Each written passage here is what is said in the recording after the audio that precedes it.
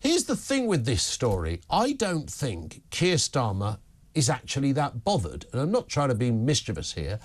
I just sense that whenever he talks about the story, he defaults to this smash the gang line, hardly ever mentions the actual story, which is 122 people, almost on a daily basis, are coming into this country. I think that is huge. That should be front page news every day. But he always avoids the coalface argument and goes back to this sort of smashing the gangs thing.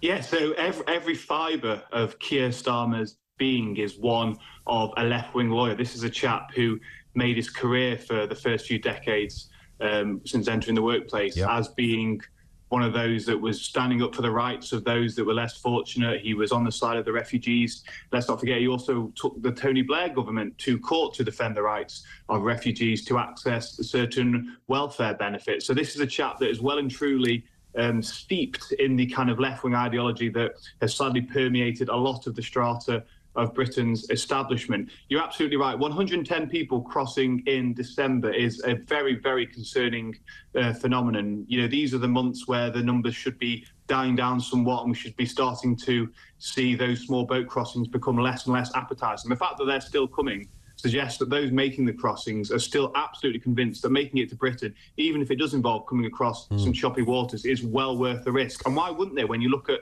the whole panoply of benefits that's being laid onto them when they get it? You know, we're spending, well, official statistics say $6 billion a year laying on this whole raft of treats for them. Other statistics done by Andrew Jenkins suggest it's $14 billion. So why would anyone not want to take the risk, frankly, at this point? Yeah, I mean, if this was 20 years ago and you were telling somebody this story, Robert, they would literally not believe you. If you were sitting in a pub somewhere saying, guess what's happening? It would just seem completely unreal that people are, and I make this statement every day, and I'm sure you've made similar analogous comments as well, Robert. You know, if 122 people jumped the barriers at Heathrow, we'd have the global press flying helicopters around the airport. This would be 24-hour news on every news station on the planet. But if you do it on a boat, it hardly gets reported.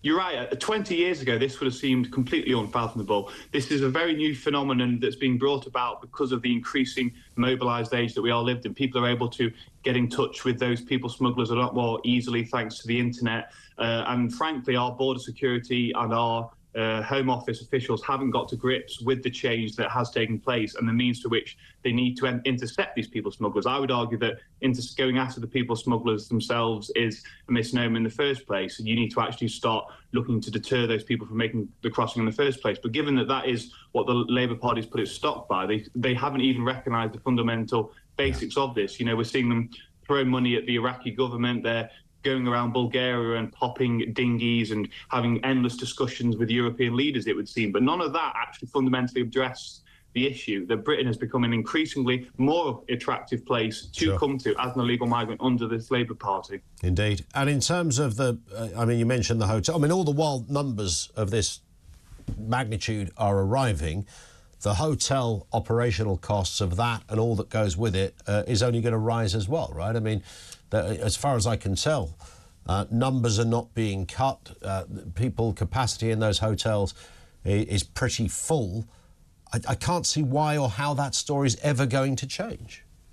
No, well, the hotels is another broken promise by the Labour Party. Let's not forget they were going to be completely shut down once the grown-ups were back in charge. That's what we were promised during the general election. That hasn't happened. They're being reopened. Some communities that thought they'd seen the back of these large influx of men that we didn't know anything about in their communities had been brought to an end, but it seems many are being reopened. The issue is that what the Labour Party's plan is, though, is to expedite the granting of asylum cases. We already have about a grant rate of about 60 to 70% on the first go, and then when there's appeals, it ultimately ends up between 80 and 90%. The Labour Party's plan is to just completely rubber stamp every single application for asylum, and that's worrying because what that means is that those that are given refugee status then have access to benefits, then are able to claim social housing. They're able to bring family members over, and that only increases the burden on the British public. Yes, it's not in the official asylum budget, but it's hid within the welfare budget, and that means that we're going to be paying for this problem for a very long time. Yeah, indeed. Listen, Robert, thank you. It's a grim reality of where we are at,